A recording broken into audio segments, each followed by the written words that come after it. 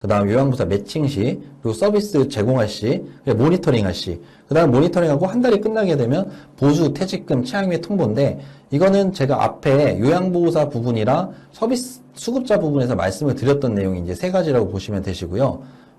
그래서 요거는 반복된 내용이라서 월 한 번 반복 때문에 제가 한 번 더 넣어드린 내용이고, 한번 이거 쭉 보시면 되시고요. 자, 이제 우선은 저희가 한 번 다 돌았습니다. 돌았다는 게, 한 번 서비스 월까지 제공하고, 그 이후에 모시는 모니터링까지 돌았으면은, 이제 기관에서 챙기셔야 될 서류들이 있거든요. 기관에서 세팅해야 될 서류들이 있는데, 그거에 대해서 이제 살펴보도록 하겠습니다.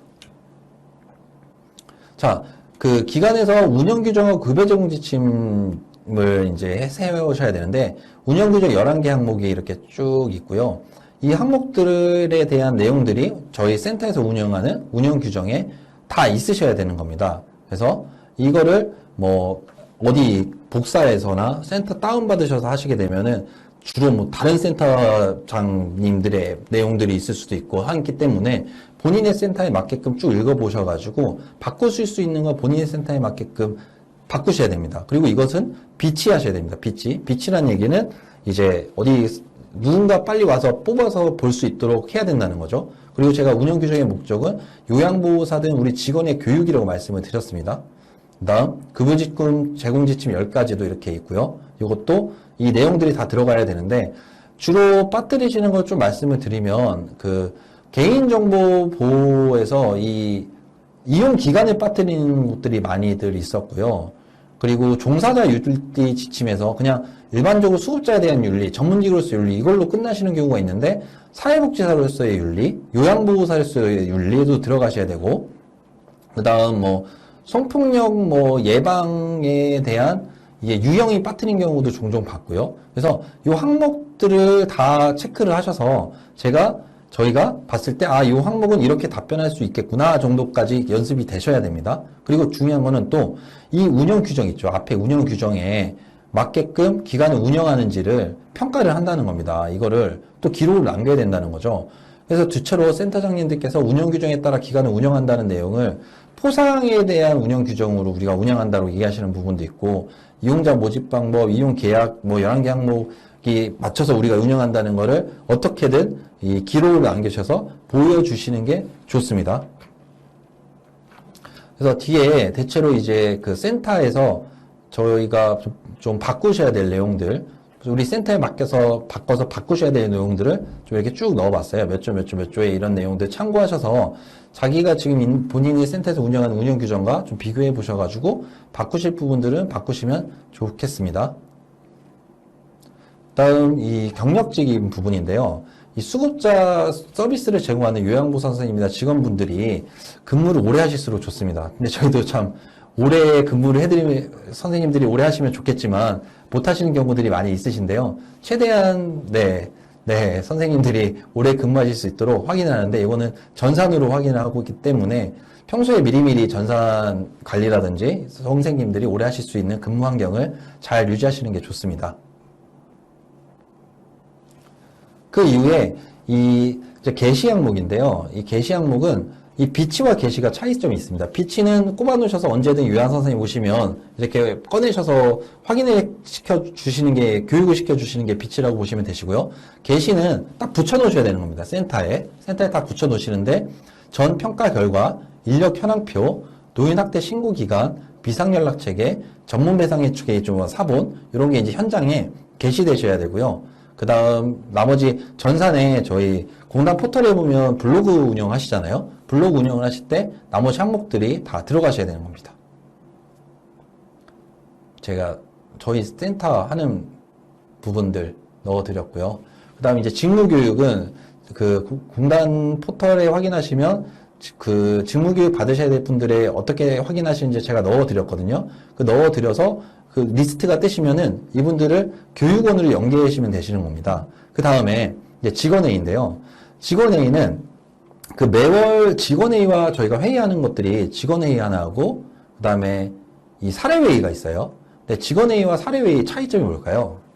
네, 맞습니다. 이게 여기서는 제가 좀 말씀드리고 싶은 게 있는데, 직원회의는 요양보호사 선생님들만을 이제 위한 교육이라고 보시면 되고요. 사례회의는 수급자 관련된 회의입니다, 회의. 근데 어떤 센터에서 좀 사례회의에 이런 내용들이 없더라고요. 요양보호사 선생님 모시다가 너무 과도한 요구로 인해서 내가 좀 스트레스 받아가지고 이거를 우리가 어떻게 하면 좋을지를 사례회의를 정했다. 이거는 요양보호사 선생님 고충을 한 회의가 되잖아요. 그러면 수급자가 대상이 아닌 거죠. 이런 거는 사례회의로 볼 수가 없는 겁니다.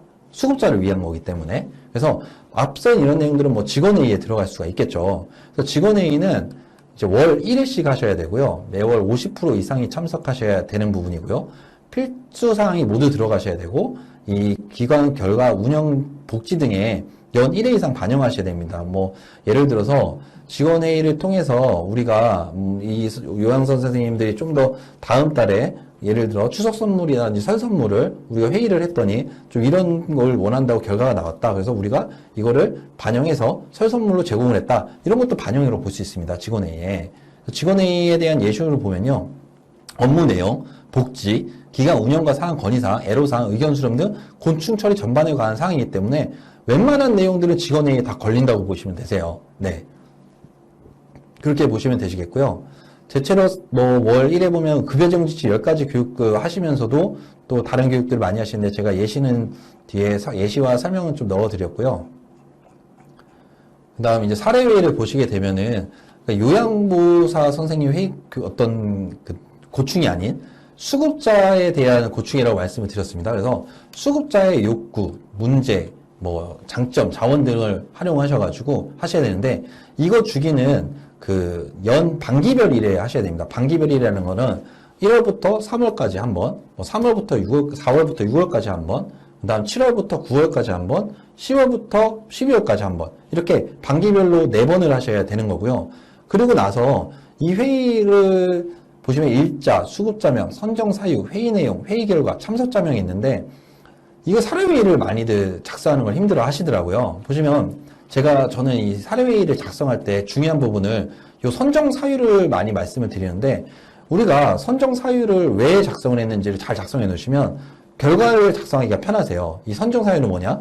뭐 어르신이 예를 들어서 최근에 이 신체 상태가 너무 급격히 저하되셔가지고 삶의 질이 많이 떨어지셨다. 그러면은 이 삶의 질이 떨어지셨으면은 이 삶의 질을 어떻게 높이는 걸 회의 결과로 잡으시면 되거든요. 뭐 저희가 뭐 최근에 그런 게 있었어요. 뭐 이 가족이 배우자가 돌아가셔가지고 급우울증이 계셔서 이게 급우울이 생기다 보니 삶의 의욕을 냈고 이런 경우에 대한 선정 사유를 잡았어요. 이거 어떻게 하면 이분이 삶의 질을 다시 높일 수 있을까 선정 사유를 잡았습니다.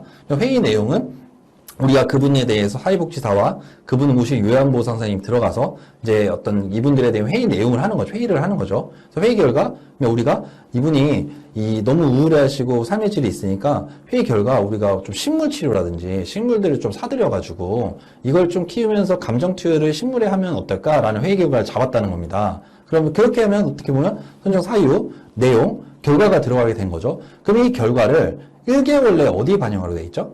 그렇죠. 급여에 반영하라고 돼 있죠. 그럼 제가 급여라는 거는 뭐라고 했죠? 요양보호사 선생님이 급여를 제공하는 거 아니겠습니까? 그러니까 이 급여에 반영하는 거는 상태변화지에 작성한다라고 생각하시면 좋을 것 같아요. 그래서 우리가 회의 결과를 통해서 식물치료를 시도를 해봤더니 요양보호사 선생님께서 지금 그 다음에 1개월 내에 급여할 때 우리가 식물치료를 했더니 어르신이 점차 좋아지는 곳을 보였고 좀 웃음을 좀 되찾으셨다. 이런 것들이 작성이 되시면은 이게 급여에 반영했다고 보실 수 있는 겁니다. 이렇게 좀 사례회의는 좀 이런 식으로 작성을 하시는 게 좋고요. 이것도 평가 방법이 기록이기 때문에 작성하시는 거를 분기별로 센터에서 보관하시면 되시겠습니다. 네. 제가 작성하는 팁을 좀 말씀을 드렸고요. 뒤에 또 내용을 작성을 해놨으니까 참고하시면 좋겠습니다. 참고를 하시면 좋을 것 같고요. 그 다음, 이제 그 수급자분들이 등급이 계속 유지가 되시거나 호전되시는 거를 전산을 통해서 확인합니다. 그래서 수급자분들이 뭐 좀 어느 정도의 등급을 유지나 호전되는 거 전산으로 되기 때문에 저희도 그렇게 해드리고 싶죠. 근데 어르신들이 건강이 점차 악화되시니까 어쩔 수 없는 부분인데 공단 측에서는 유지나 호전되는지를 뭐 평가 방법을 전산으로 확인을 합니다. 네. 네. 제가 이제 그 31가지 항목을 쭉 말씀을 드렸고요. 이 31가지 항목을 보시면 제가 한번 이제 쫙 정리를 해드리고 오늘 마무리를 하도록 하겠습니다.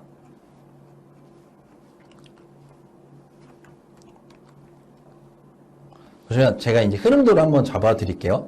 자, 수급자가 처음에 방문을 할 때 자료를 제공할 때 예방에 대한 자료를 제공하고 급여 제공을 안내할 때 급여 제공은 우리가 계획표, 돈과 시간에 대해서 알려드리고 계약서를 받고 아줌마 함부로 하지 않도록 직원 대우에 대해서 안내해드리고 업무 범위에 대한 안내를 해드린 겁니다. 그 다음에 위험도 욕구 급여 제공 계획은 세트라고 말씀드렸죠. 세트. 이 세트는 어르신에 대해서 판단하고 이 계획을 잘 세우기 위해서 위험도와 욕구 사정을 반영을 잘하는 게 계획이라고 보시면 되고요. 이걸 통해서 서비스의 일정을 세웠더니 표준 장기용 계획서랑 좀 달랐을 때는 충분한 사유를 작성을 하시는 거고요.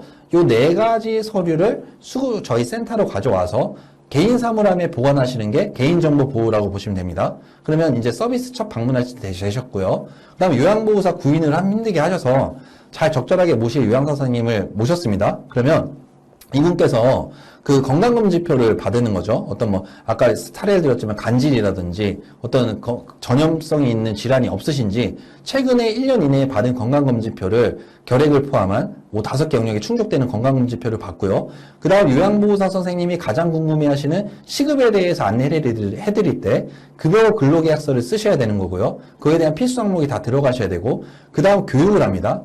교육을 하는데 급여 잘 모실 수 있도록 운영 규정, 급여 제공 지침에 대해서 교육을 해드리고요. 그 다음 처음 시작, 중간, 끝으로 말씀드렸죠. 시작을 하실 때 수급자에 대한 상태, 그리고 응급 상황 때 어떻게 하셔야 되는지, 그리고 비상능 연락은 어떻게 하셔야 되는지, 그리고 중간에서 고충 처리는 어떻게 하셔야 되는지, 그리고 끝날 때 인수인계는 어떻게 하셔야 되는지, 그런 급여 제공 관리 역량을 교육을 해주시고요. 그 다음에 업무 범위에 있어서 아까 제가 급여 제공 안내에서 요양사 선생님들한테 함부로 하면 안 된다고 말씀드렸잖아요. 그러면 함부로 할 때 어떻게 잘 하셔야 되는지 그거에 대한 교육이 업무 범위 교육이라고 보시면 됩니다. 그 다음 직원이 저희가 소개를 할 때 사회복지사와 동행하셔서 하셔야 되고 또 변경이 됐을 때도 그 서비스가 잘 유지가 되실 수 있도록 하셔야 되고요. 그래서 60시간이 넘으시면 5대 보험 가입해드리고 그 다음 1년 이상 되면 퇴직금을 드리고 그 다음에 그 퇴직금을 드리고 포상의 규정에 맞게끔 분기별로 포상을 지급하고 포상을 지급할 때는 임금과 같이 제공하면 안 된다라고 말씀을 드렸습니다. 그 다음에 이제 요양사 선생님이 이제 딱 그 매칭이 되셨어요. 그러면 서비스를 제공할 때 RFID 시스템에서 태그를 찍고 하는 거를 제 권장을 말씀드렸죠. 꼭 그렇게 하시도록 해야 되는데 그렇게 잘 찍을 수 있도록 교육을 해드리고요. 그때 못 찍었어요. 못 찍으면 일지를 작성하시는데 일지는 잘 작성을 하셔야 되고 일지를 쓰시고 또 내가 서비스가 전월에 월요일부터 금요일까지 오전에 서비스 3시간씩으로 했는데 갑자기 오후로 변경이 됐어. 오후로 변경이 되면 일정이 변경되기 때문에 그 사유에 대해서 작성을 하셔야 되는 거고요. 그 다음에 그 사유에 대한 작성을 하셨으면 그 상태 변화 기록지를 충실하게 작성을 하셔야 되고 그 다음 네 번째로 그리고 이제 급여 제공 대장을 또 제공을 해드려야 되는 거죠. 그리고 선생님께서 서비스 시간을 잘 맞춰서 제공해 주셔야 되는 겁니다. 3시간이면 3시간, 4시간이면 4시간에 맞춰야지 하루는 6시간에 있고 다음날은 1시간 하고 이런 식으로 하시면 안 된다는 거죠. 서비스 제공을 이렇게 3가지 항목으로 보실 수 있고요. 그 다음 모니터링을 하셨을 때 방문 상담 관리를 하셔서 업무 수행 일지를 잘 쓰시는데 업무 수행 일지는 욕구 사정이 들어가고 계획이 들어가고 그 다음에 확인하고 조치사항인데 이게 중요하다. 확인하고 조치를 했는데 조치사항이 급여 반영되셨을 때 상태 변화 기록지에 들어가셔야 된다라고 말씀드렸고요. 그 다음 이 7가지들은 그 체크리스트에 통해서 수급자 댁에 라운딩 하셨을 때 확인하시면 되시고요. 그 다음에 이 라운딩 월간 계획 같은 경우는 돌아왔을 때 급여 계약이라는 일정 등록이죠. 일정 등록을 미리미리 잘 하셔야 되고, 급여도 잘 쏘셔야 되고, 퇴직금에서 퇴직금 발생도 잘 하셔야 된다라고 하는 게 도식화입니다. 이해가 되시죠? 그 다음, 기관에서 챙기셔야 될 사항은 운영 규정, 급여요금 지침 10가지, 그리고 경력직, 수급자 알 권리 보장을 해서 저희가 공단 포털에 전산에 블로그를 잘 관리하셔야 되고, 그리고 이제 우리 센터의 게시 항목에 맞게끔 잘 이제 게시하셔야 되고요. 직원 교육은 공단 포털에 들어가면 받으셔야 될 부분 리스트가 있으면 요양보호사 교육원을 연계시켜 주시면 되시고요. 회의는 직원회의 사례관리가 있는데 직원회의는 요양보호사 관련된 회의, 사례회의는 수급자 관련된 회의라고 생각하시면 되시겠습니다. 근데 사례관리 회의는 선정 사유가 중요하다. 선정 사유를 잘 잡으시면 회의 결과를 잘 뽑으실 수가 있고 회의 결과에 따라서 수급자를 모시는 급여에 반영할 때 요양보호사 선생님한테 어떻게 하시는지 중요하다라고 말씀을 드렸고요. 마지막으로 루틴은 등급 편향으로 해서 어르신이 등급을 유지되고 호전될 수 있다는 것을 전산으로 확인을 하는 겁니다. 이게 이제 총 31가지 항목이시고요. 이 우선 흐름을 쫙 잡으셨으면은 이 흐름 다음에 디테일은 조금 더 이 기준에 맞춰서 제가 제공해드린 이 PDF 파일을 참고하시고 좀 더 본인의 센터에 맞게끔 잘 정리해 놓으시면은 센터 운영을 하실 때 문제가 없으실 겁니다. 네. 감사드리고요. 그다음 제가 그 업무 평가 기준으로 인해서 운영을 효율적으로 할 수 있도록 좀 설명을 잘 드렸습니다. 네. 오늘도 뭐 좋은 하루 되시고요. 뭐 질문 사항 있으시면은 좀 올려주시면 감사할 것 같습니다. 네.